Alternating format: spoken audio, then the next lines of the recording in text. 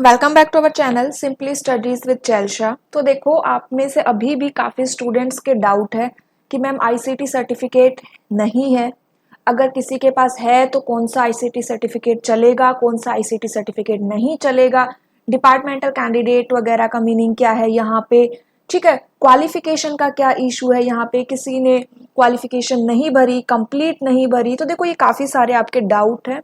इससे पहले भी मैंने आपको एक वीडियो प्रोवाइड करवाई थी जिसके अंदर मैंने आपको बताया था कि अगर आपसे कोई मिस्टेक हो जाती है तो आप क्या कर सकते हो। तो जैसा कि आपको पता है कि अगर देखा हो अगर आप किसी को जानते हो जिसने चंडीगढ़ पीजीटी का फॉर्म फिलअप किया था, जिसने चंडीगढ़ पीआरटी का एनटीटी का फॉर्म फिलअप किया है, तो उन्हें पता होगा कि करेक्शन विंडो आई थी या नहीं। अगर वहां पे करेक्शन विंडो नहीं आई तो यहाँ पे भी बहुत कम चांसेस है, ना के बराबर चांसेस है कि इसमें आपके जो चंडीगढ़ टीजीटी का जो एग्जाम है इसमें भी आपकी करेक्शन विंडो नहीं आएगी। ठीक है, तो भाई ये तो भूल जाओ, करेक्शन विंडो नहीं आएगी। एंड अपना फॉर्म ध्यान से फिलअप करो। ठीक है, आपको पूरा अप्रोक्सीमेट 1 महीना मिलता है ये फॉर्म फिलअप करने के लिए, एंड फिर भी आपसे मिस्टेक हो रही है, जल्दबाजी में ना भरो। ठीक है, तो यहाँ पे देखो, एक अभी मैं आपको एक बताऊंगी कि एक्चुअली में आपको ये फॉर्म कैसे फिलअप करना है। इससे मे भी आपके सारे डाउट्स यहाँ पे क्लियर हो जाएंगे। तो देखो, एक बात और कि वैसे मेरा सब्जेक्ट नहीं है इसके अंदर। ठीक है, अगर मैं अपने सब्जेक्ट से फिलअप करती तो मुझे ज्यादा इसके बारे में नॉलेज होती, लेकिन मैं फिर भी आपको किसी अदर सब्जेक्ट से यहाँ पे फिलअप करके ये सब दिखाऊंगी। तो सबसे पहले तो जब हम ये जो चंडीगढ़ पीजीटी वाली वेबसाइट ओपन करते हैं, Chandigarh department of education Haryana की, जब आप वेबसाइट ओपन करते हो, टीजीटी वाले लिंक पे जाते हो, वहां पे एक बात और बतानी थी कि जो आपका टीजीटी का डिटेलिंग वाला सब्जेक्ट वाइज सिलेबस आ गया है। अभी तक उन्होंने कॉमन सेक्शन का सब्जेक्ट अपलोड नहीं किया है, लेकिन आपका सब्जेक्ट वाइज सिलेबस वहां पे आ गया है, तो आप वहां पे चेक कर सकते हो। ठीक है, तो जब आप टीजीटी वाले लिंक पे क्लिक करते हो तो वहां पे ऊपर आपको एक ऑप्शन मिलता है हाउ टू अप्लाई। एंड जैसे ही मैंने उस हाउ टू अप्लाई पे क्लिक किया तो मेरे सामने ये पीडीएफ ओपन होके आ गई। सबसे पहले हम इस पीडीएफ को देख लेते हैं, एंड मैं आपको बताऊंगी कि कौन कौन से आप डिटेलिंग को बिल्कुल भी चेंज नहीं कर सकते। ठीक है, आपका फॉर्म में भी रिजेक्ट हो सकता है अगर आप वो इंफॉर्मेशन गलत फिलअप करते हो तो यहाँ देखिए, सबसे पहली बात यह है कि आपके पास एक वैलिड पर्सनल ईमेल आईडी होनी चाहिए और एक आपके पास मोबाइल नंबर होना चाहिए। ईमेल आईडी नहीं है तो सबसे पहले आप उसको अपने क्रिएट कर लोगे। ठीक है, तो आपके पास क्यों होनी चाहिए, क्योंकि आपके पास जो ईमेल आईडी होगी उसी के ऊपर एक ओटीपी आएगा, जो मोबाइल नंबर है उसके ऊपर भी एक ओटीपी आएगा, एंड आपको वो वेरीफाई करना पड़ेगा। ठीक है, तो पहली बात तो ये कि हमारे पास एक email ID and mobile number वो लगभग सभी के पास है, जिनके पास नहीं है वो क्रिएट कर लीजिए। एंड आपके ये जो एग्जाम है, इसके जो आपका ये फॉर्म हम फिलअप कर रहे हैं, इसकी लास्ट डेट आपकी मे बी 18 ही है। ठीक है, 18 मार्च आपकी ये लास्ट डेट रहेगी। फीस सबमिट करने की लास्ट डेट आपकी 21 तारीख है। उसके बाद यहाँ पे देखिए, सेकंड क्या है आपके पास कि आपको अपनी फोटोग्राफ यहाँ पे स्कैन करनी पड़ेगी, आपको सिग्नेचर यहाँ पे स्कैन करना पड़ेगा, एंड सिग्नेचर आपका व्हाइट पेज के ऊपर होना चाहिए। आपको यहाँ पे अपना थंब इंप्रेशन भी लगाना पड़ेगा, एंड जब थंब इंप्रेशन की बात होती है तो हम यहाँ पे लेफ्ट थंब की बात करते हैं। अगर उसने मेंशन नहीं किया है तो लेफ्ट थंब भी होगा, अदरवाइज वो मेंशन कर देता है। ठीक है, तो यहाँ पे इन्होंने कहीं पे तो मेंशन किया था, शायद मैंने जो आपका गाइडलाइंस आई थी वहां पे देखा था कि लेफ्ट थंब लगेगा। तो इनमें आपको बिल्कुल मिस्टेक नहीं करनी है, आपको अपनी फोटोग्राफ सही लगानी है। आपको पता है ना आपकी फोटोग्राफ, आपको अपना सिग्नेचर करेक्ट करना है। जो सिग्नेचर यहाँ पे लगाओगे वही सिग्नेचर आपको अपने एग्जाम हॉल में जाके लगाना है। ठीक है, थंब इंप्रेशन आपका करेक्ट होना चाहिए, लेफ्ट थंब का ही आपका इंप्रेशन होना चाहिए, एंड ये इंफॉर्मेशन अगर करेक्ट है तो आपका एडमिट कार्ड जरूर आएगा। ठीक है, आगे देखिए यहाँ पे, उसके बाद कहता है क्या है कि please keep following details ready with your before starting your online application. क्या क्या चीजें होनी चाहिए आपके पास, खुद की डेमोग्राफिक डिटेल्स होनी चाहिए, including date of birth and nationality, mobile number होना चाहिए, पर्सनल ईमेल आईडी होनी चाहिए। ठीक है, देन आपका जो सॉफ्ट कॉपी है, फोटोग्राफ, सिग्नेचर, थंब इंप्रेशन और जितने भी यहाँ पे डॉक्यूमेंट्स आप लगाने वाले हो, उन सभी डॉक्यूमेंट्स के आपके पास स्कैन कॉपी होनी चाहिए, सॉफ्ट कॉपी होनी चाहिए। उसके बाद आप क्या करोगे, उसके बाद आपको रजिस्ट्रेशन फॉर टीजीटी मास्टर या मिस्ट्रेस, इसके ऊपर क्या करना है, क्लिक करना है। देन आपके सामने एक फॉर्म ओपन होके आएगा, मैं आपको दिखाऊंगी भी अभी, एंड उसके अंदर आप अपनी रजिस्ट्रेशन डिटेल्स फिल करेंगे। एंड कौन कौन सी रजिस्ट्रेशन डिटेल आप यहाँ पे फिल करेंगे, आपका नेम, आपका डेट ऑफ बर्थ, आपकी ईमेल आईडी, देन ओटीपी आएगा उसको वेरीफाई करेंगे, कॉन्टैक्ट नंबर, एंड देन आप अपनी ईमेल आईडी को ओटीपी से वेरीफाई करेंगे, मैंने अभी बताया। मोबाइल नंबर को आप अपने ओटीपी से वेरीफाई करेंगे और आधार नंबर एंड देन रजिस्टर। ध्यान रखना, ये जो आप रजिस्ट्रेशन के टाइम पे जो भी इंफॉर्मेशन यहाँ पे फिलअप कर रहे हो ना, ये इंफॉर्मेशन करेक्ट होनी चाहिए। अगर ये इंफॉर्मेशन आपकी गड़बड़ है, ये इंफॉर्मेशन आपकी गलत है, तो आपका फॉर्म में भी रिजेक्ट हो सकता है, ठीक है। क्योंकि आधार नंबर आपको अपना ही फिल करना है, याद रखना। एक कैंडिडेट, अगर आप में से कोई पूछ भी रहा था कि आधार नंबर हम किसी और का डाल दे, तो आधार नंबर आपको अपना ही डालना है, जो जिसका नाम उसी का आधार नंबर चलेगा, ठीक है। आपका ये नेम वही होना चाहिए, इसकी स्पेलिंग वही होनी चाहिए जो आपके सर्टिफिकेट्स में मेंशन है, जो आपकी मार्कशीट में मेंशन है, सेम वही यहाँ पे आपको अपना नाम मेंशन करना है, ठीक है। देखो यहाँ पे लिखा हुआ है, any change alteration found may lead to disqualification of his or candidature। मे भी आपका एडमिट कार्ड आ जाए लेकिन बाद में आपको डिस्क्वालीफाई कर दिया जाएगा अगर आपकी ये इंफॉर्मेशन गलत है तो, ठीक है। A candidate can only register once with his her given email ID, mobile number, post and Aadhaar number. एक आधार नंबर पे, एक ईमेल आईडी पे, एक मोबाइल नंबर पे एक ही कैंडिडेट एक बार ही रजिस्टर कर सकता है। उसके बाद आप यहाँ पे एक से ज्यादा पोस्ट पे अप्लाई कर सकते हो, लेकिन आपके जो आधार नंबर आपने एक बार जो रजिस्टर कर दिया उसमें आप एक ही बार क्या कर सकते हो, रजिस्टर कर सकते हो, ठीक है। ऐसा नहीं है कि अगर आपके नाम में कोई मिस्टेक हो गई है तो आप अपने आधार नंबर को यूज करके या फिर कोई दूसरा आप क्या करना चाहो, फॉर्म फिलअप करना चाहो, तो वो नहीं होगा। On successful registration, your unique application number along with password will be sent on your email ID and mobile number। And याद रखना, ये एक यूनिक एप्लीकेशन नंबर और एक पासवर्ड जो आपको भेजेंगे वो आपको याद रखना है। क्यों? क्योंकि आगे जितनी भी आपकी प्रोसीडिंग करोगे, आप जितना भी आगे आप अपना आंसर की चेक करोगे, ऑब्जेक्शन उठाओगे, अपना रिजल्ट देखोगे, तो उसके लिए आपकी ये एप्लीकेशन नंबर और पासवर्ड ही आपके काम आएगा। तो अपना नोट डाउन कर लेना कहीं पर भी, ठीक है। Your application number will be your login ID. Please note down your application number and password and keep them secret as you will require these while logging into the recruitment portal। You will be required to download the admit card from this portal later on by logging through the same login ID and password। इसी ID और password का use करके आपका admit card आप download करोगे। Then आपको क्या करना है, प्रोसीड टू ऑनलाइन एप्लीकेशन, ठीक है। क्या करना है, प्रोसीड टू ऑनलाइन एप्लीकेशन करोगे। उसके बाद आपको जो भी वहां पे इंस्ट्रक्शंस गिवन है वो करेंगे। क्लिक आपकी जो यहाँ पे इंस्ट्रक्शंस क्या क्या आएंगे मैं आपको फॉर्म फिलअप करके दिखाऊंगी, वहां देखिएगा। फिर हम क्या करेंगे, proceed next to address detail. आपको अपना परमानेंट एड्रेस, कोरेस्पोंडेंस एड्रेस लगाना है। फिर आपको यहाँ पे अपनी क्वालिफिकेशन डिटेल मेंशन करनी है, जो भी आपकी एलिजिबिलिटी क्राइटेरिया है। देखो ये जो एलिजिबिलिटी क्राइटेरिया है ना, ये आपकी एसेंशियल क्वालिफिकेशंस है, ठीक है। इसका मतलब क्या हुआ कि जो उनकी कंपल्सरी क्वालिफिकेशन है ना, ये आपको यस ही करना है, एसेंशियल क्वालिफिकेशन है। इसका मतलब क्या हुआ कि जो आप क्वालिफिकेशन ये मांग रहे हैं, ग्रेजुएशन विद बीएड वगैरह जो भी ये मांग रहे हैं वो आपके पास है, तो ये एलिजिबिलिटी क्राइटेरिया है आपका, ठीक है। आगे क्या आएगा, आपके पास एक ऑप्शन आएगा, proceed to fill ICT detail. अब यहाँ पे देखिए, इफ आईसीटी डिटेल अवेलेबल, अगर आपके पास आईसीटी का सर्टिफिकेट है तो अपनी डिटेल फिलअप करिए, अगर नहीं है तो वहां पे आपको क्या करना पड़ेगा, नो करना पड़ेगा, ठीक है। आईसीटी का सर्टिफिकेट कब चेक होगा, अपॉइंटमेंट लेटर के जब आपका डॉक्यूमेंट वेरिफिकेशन किया जाएगा, अपॉइंटमेंट के टाइम पे आपका चेक किया जाएगा।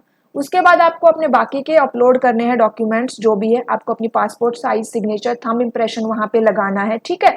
उसके बाद आपको एक ऑप्शन मिलता है, प्रोसीड टू रिव्यू एप्लीकेशन। यहाँ पे आप अपने जितने भी आपने अभी तक फिलअप किए हैं वो सारी चेंजेस को आप यहाँ पे क्या कर सकते हो, अगर आपको कोई चेंज करना है तो आप चेंज कर सकते हो, ठीक है। आपको कोई भी डाउट लगता है गलत है तो आप यहाँ पे चेंजेस कर सकते हो, लेकिन ये चेंजेस केवल वही होंगे जो आपने एप्लीकेशन जो आपने रजिस्ट्रेशन करने के बाद जो डिटेल फिलअप करी है, वो रजिस्ट्रेशन के टाइम पे जो आपने डिटेल फिलअप करी थी उनके अंदर चेंजेस नहीं होंगे। You are requested to review your online application details filled by you before you finally submit your online application। देखो क्लियरली मेंशन है, once application is submitted you won't be allowed to make any changes। आप दोबारा उसमें कोई change नहीं कर पाओगे। Then आपको क्या करना है, क्लिक प्रोसीड फॉर अंडरटेकिंग, मतलब जो भी इंफॉर्मेशन आप डाल रहे हो वो करेक्ट है, सबमिट करिए एंड सबमिट करेंगे तो notification email and SMS will be sent to your email ID and mobile number. Then आपको पेमेंट करनी है। पेमेंट आपकी नॉन रिफंडेबल ही रहेगी, ठीक है। एक बार आपने पेमेंट कर दी तो वहां पे रिफंड करने का कोई चक्कर नहीं रहेगा। In case of successful payment, candidate will be able to download fee payment receipt and online application form. Take printout of the downloaded documents. Keep it safe with you. Do not send it to us. अब यहाँ देखो कि कौन कौन से यहाँ पे इन्होंने कंडीशंस लगाई हुई है इन एलिजिबिलिटी की, ठीक है। क्या क्या कंडीशन है? एक तो आपने अपनी फीस नहीं भरी, पहली तो बात ये। आपने फीस तो सबमिट करी है पर जो कंप्लीट फीस सबमिट नहीं करी, इनसफिशिएंट फीस है। सेकंड, अगर ऐसा है तो आप यहाँ पे इनएलिजिबल हो।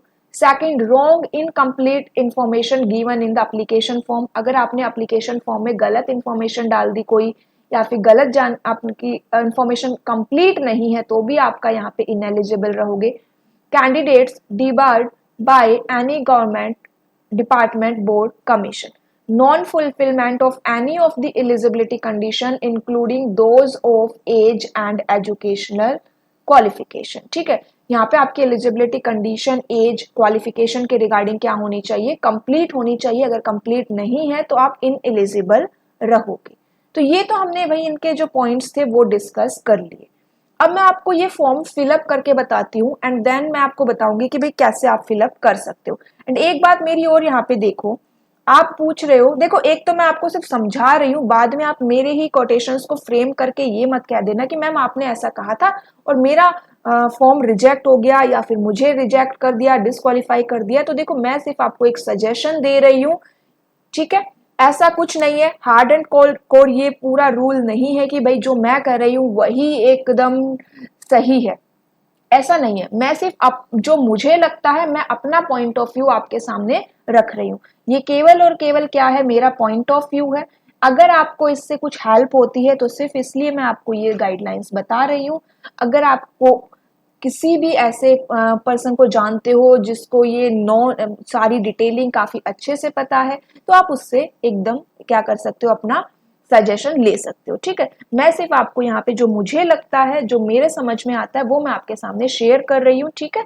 तो ऐसा नहीं है कि अगर आप बाद में कुछ हो जाए, कोई इशू आए एंड बाद में आप मुझे ब्लेम करें कि मैम आपने तो ऐसा बताया था और हमने ऐसा कर दिया। नहीं, मैं सिर्फ आपको बता रही हूँ कि मे भी आप ऐसा कर सकते हो, ठीक है। मेरी सभी बातों में मे भी रहेगा, ठीक है, क्योंकि मैं आपके चंडीगढ़ डिपार्टमेंट में काम नहीं करती हूँ एंड ना ही मैं जॉब वहां पे लगी हुई है, तो मैं किसी भी तरह से उस डिपार्टमेंट से रिलेटेड नहीं हूँ कि मैं आपको बता पाऊँ कि हाँ एक्चुअली में वो डिपार्टमेंट ने कौन सी लाइन किस कंटेक्स्ट में कही है।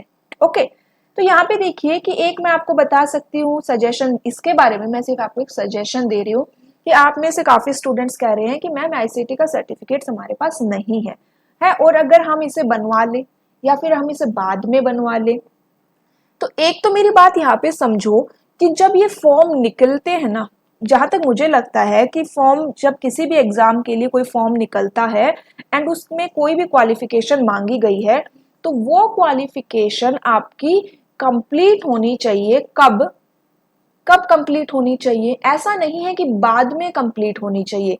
जब आप उस फॉर्म को फिलअप कर रहे हो तो वो उससे पहले कंप्लीट होनी चाहिए। अगर हम एक सेफ साइड भी लेके चलें तो अभी क्या चल रहा है, आपका मार्च चल रहा है, 13th ऑफ मार्च है। अगर हम सेफ साइड लेके चले तो आपकी ये सारी क्वालिफिकेशन कम, जहां तक मुझे लगता है सेफ साइड की मैं बात कर रही हूँ, आपकी इस 2023 में कंप्लीट होनी चाहिए। ये जितने भी यहाँ पे इन्होंने क्वालिफिकेशन की बात कर रही है, ये कब होनी चाहिए आपकी कंप्लीट? आपका जब ये फॉर्म, इसमें कहीं ना कहीं लिखा हुआ भी है कि आपका जब ये फॉर्म की जो क्लोजिंग डेट है, इसमें तो ऐसा लिखा हुआ है कि जो फॉर्म की आपकी क्लोजिंग डेट है जो कि आपकी 18 मार्च है, उससे पहले आपकी ये सारी कंडीशंस क्या हो जानी चाहिए, कंप्लीट हो जानी चाहिए, ठीक है। तो 18 मार्च से पहले आपकी ये सारी जो भी क्वालिफिकेशन है, असेंशियल लगा लो, मैंडेटरी लगा लो, वो आपकी कंप्लीट होनी चाहिए। फिर 18 मार्च के बाद की अगर डेट का कोई भी आप वहां पे शो करोगे तो वो क्या है, आपका नहीं माना जाएगा। तो अगर आप कोई भी सर्टिफिकेट आपका नहीं आया है, आने वाला है, बनवा रहे हो, जो भी कर रहे हो, आपका वो 18 मार्च से पहले ही होना चाहिए, ठीक है। और अगर और सेफ साइड के लिए बात करूँ तो आपका 2023 में अगर वो कंप्लीट है तो और भी अच्छी बात है। वैसे बैक डेट में ये ठीक अभी तो नहीं बन सकता, बैक डेट की ये बात हो जाती है, तो इसीलिए ये तो मैं नहीं कहूँगी कि बैक डेट में बनवाइए या जो भी है, मैं आपको सिर्फ बता रही हूँ कि आपकी क्वालिफिकेशन क्या रहेंगी, 18 मार्च से पहले कंप्लीट हो जानी चाहिए, ठीक है। तो यहाँ पे अब सारे डाउट आपके लगभग क्लियर हो गए होंगे। अब चलिए मैं आपको बताती हूँ कि ये फॉर्म कैसे फिलअप करते हैं। ओके, अब चलिए मैं आपको बताती हूँ कैसे ये फॉर्म फिलअप करोगे। रजिस्ट्रेशन एंड लॉगिन दो ऑप्शन है। अगर आपने पहले से रजिस्टर किया हुआ है तब तो आप अपने यहाँ पे लॉगिन पे क्लिक करिए, ठीक है। लॉगिन पे क्लिक करोगे आपको अपना पेज मिल जाएगा। रजिस्ट्रेशन करना है तो आपको यहाँ पे क्लिक करना पड़ेगा एंड यहाँ पे आपको अपनी कंप्लीट इन्फॉर्मेशन यहाँ पे फिलअप करनी है। Full name, date of birth, email ID, ऊपर आपका जो सब्जेक्ट है वो भी सिलेक्ट करना है, ठीक है। ईमेल आईडी जो आएगी, फिर आपको यहाँ पे सेंड ईमेल ओटीपी पे क्लिक करोगे, वेरीफाई करोगे अपना ओटीपी, देन मोबाइल नंबर लिखोगे, वेरीफाई करोगे अपना मोबाइल नंबर।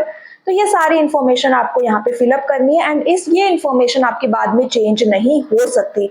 ऊपर लिखा हुआ भी है, ठीक है। A candidate can only register once with his or email address, mobile number and Aadhaar number.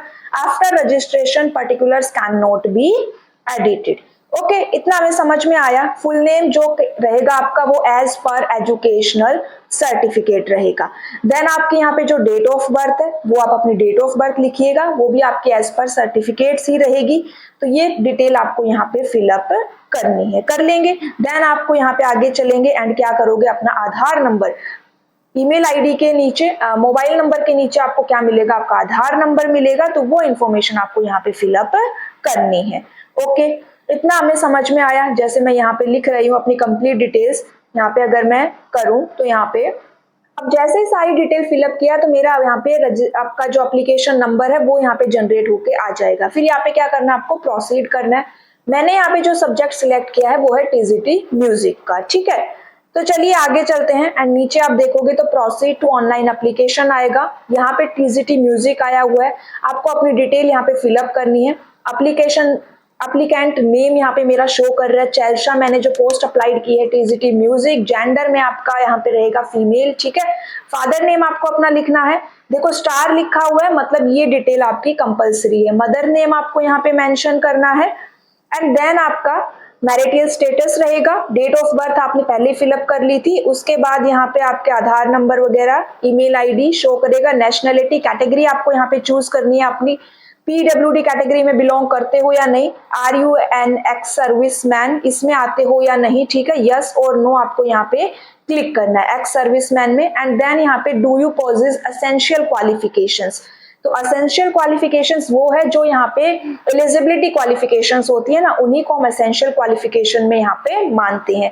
जैसे कि आपका जो graduation with BEd degree, CTET, जो भी आपका एसेंशियल क्वालिफिकेशन में मांगा हुआ है आपको यहाँ पे क्या करना है, यस करना है, ठीक है। तो यहाँ पे देखिए एक्स सर्विसमैन में नो कर दिया हमने, एसेंशियल क्वालिफिकेशन में हमने यस कर दिया। देन आपका क्या है, whether working on contract guest teacher in government school under Chandigarh administration as per detail, yes है तो यस, नो है तो नो। अगर आप कॉन्ट्रैक्चुअल पे लगे हुए हैं तो नेक्स्ट, अगर आप एसएससी में लगे हुए हैं तो आपको यस और नो करना है।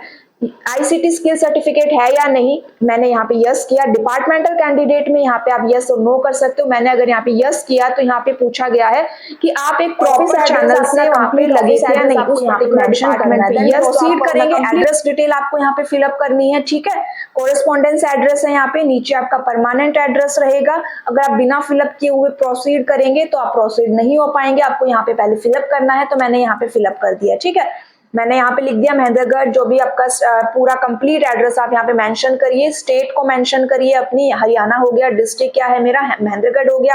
अपना पिन कोड यहाँ पे मेंशन कर दीजिए। मैं सिर्फ आपको एक रफली आइडिया दे रही हूँ, डिटेल मेरी ये कंप्लीट नहीं है, ठीक है। मैंने यहाँ पे सिलेक्ट चेक बॉक्स कर दिया। इसका मतलब क्या हुआ, आपकी जो कॉरेस्पॉन्डेंस एड्रेस और परमानेंट एड्रेस सेम है। देन आपको यहाँ पे क्वालिफिकेशन का पेज मिलेगा। क्वालिफिकेशन में क्या करना है, आप यहाँ पे अपनी डिटेल ऐड करेंगे। अब यहाँ नीचे देखिए क्या लिखा हुआ है कि एसेंशियल क्वालिफिकेशन आपकी कंप्लीट होनी चाहिए as on the closing date of the submission of application. मतलब 18 मार्च से पहले आपकी एसेंशियल क्वालिफिकेशन यहाँ पे कंप्लीट होनी चाहिए, ठीक है। ग्रेजुएशन, मैं म्यूजिक की यहाँ पे बात कर रही हूँ तो आपकी ग्रेजुएशन होनी चाहिए विद 50% और साथ ही में आपके पास बीएड डिग्री होनी चाहिए। सेकंड यहाँ पे ये है कि आप किसी और सब्जेक्ट से ग्रेजुएट है तो आपके पास डिग्री इन म्यूजिक होनी चाहिए। यहाँ पे आपने सिलेक्ट कर लेना, मैं रैंडमली यहाँ पे कुछ भी फिलअप करके आपको बता रही हूँ, ठीक है। अगर मैं फिलअप नहीं करूंगी तो ये आगे नहीं जाने देगा। रेगुलर, प्राइवेट जो भी आपका मोड रहेगा वो यहाँ पे आपको एंटर करना है, ठीक है। तो यहाँ पे मैंने रैंडमली ऐसे ही कुछ यहाँ पे मैं मेंशन कर देती हूँ। चलो, सेव क्वालिफिकेशन करना है, फिर आपको यहाँ पे क्वालिफिकेशन का नेम लिखना है। अगर मैं डिग्री इन म्यूजिक यहाँ पे करती, अगर आपके पास डिग्री इन म्यूजिक है तो आपको बीएड की यहाँ पे जरूरत नहीं है। आप किसी भी रिकॉग्नाइज्ड यूनिवर्सिटी से ग्रेजुएट है, ठीक है। जरूरी नहीं है म्यूजिक से ही ग्रेजुएट हो, किसी से भी आपने ग्रेजुएशन करी है और साथ में फिर उसके बाद आपने म्यूजिक से क्या ले ली, एक डिग्री ले ली, ठीक है, तब बीएड आपके लिए कंपलसरी नहीं है। लेकिन अगर आपने ग्रेजुएशन इन म्यूजिक में किया हुआ है तब आपको क्या करनी पड़ेगी, बीएड यहाँ पे लगानी पड़ेगी, तब आपकी बीएड क्या रहेगी, कंपलसरी रहेगी। तो चलिए, मैंने रैंडमली लिख दिया। नेम ऑफ बोर्ड में मैं लिख देती हूँ ABC, ठीक है, जो भी है। डिग्री मोड हो गया, रेगुलर हो गया, प्राइवेट, डिस्टेंस जो भी है। अगर दूसरी क्वालिफिकेशन ऐड करनी है तो ऐड न्यू क्वालिफिकेशन पे आप क्लिक करिएगा। आईसीटी में हमने यस किया था तो आपको यहाँ पे आईसीटी कोर्स नेम लिखना है, आईसीटी का इंस्टीट्यूट नेम लिखना है, ग्रेड लिखनी है, रिमार्क्स लिखने हैं। आप जो भी आईसीटी की यहाँ पे डिटेल फिलअप कर रहे हो आपकी उसी की यहाँ पे मेंशन करनी है। ओके, चलिए बैक करते हैं एक बार हम। मान लीजिए आप पीजीडीसीए की कर रहे हो तो आपके पास एक इंस्टीट्यूट का नेम तो है ही, आपको सर्टिफिकेट में नंबरिंग वगैरह भी मिली होगी, तो आप वो सब डिटेल वहां पे फिलअप कर दीजिएगा। यहाँ पे मैं आईसीटी स्किल सर्टिफिकेट में नो कर देती हूँ, मैंने कोई भी कंप्यूटर कोर्स नहीं किया हुआ है। डिपार्टमेंटल कैंडिडेट में भी मैंने यहाँ पे नो कर दिया, ठीक है। देन आप प्रोसीड करिए, आगे जाइए। प्रोसीड करेंगे हम, क्वालिफिकेशन डिटेल पे आ गए सीधा। अब आईसीटी वाला ऑप्शन आपको नहीं मिलेगा। अपने सर्टिफिकेट्स यहाँ पे क्या करने हैं, अब आपको यहाँ पे अपलोड करने हैं। Okay, proceed to upload certificates. Passport size photograph लगाइए, सिग्नेचर लगाइए, लेफ्ट थंब इंप्रेशन आप इंप्रेशन लगाना है एंड देन आप आगे जाइए, प्रोसीड करिए। फीस डिटेल आपके पास आएगी, फी कंप्लीट करिए। इस तरह से आप फॉर्म फिलअप कर सकते हो। Okay, thank you.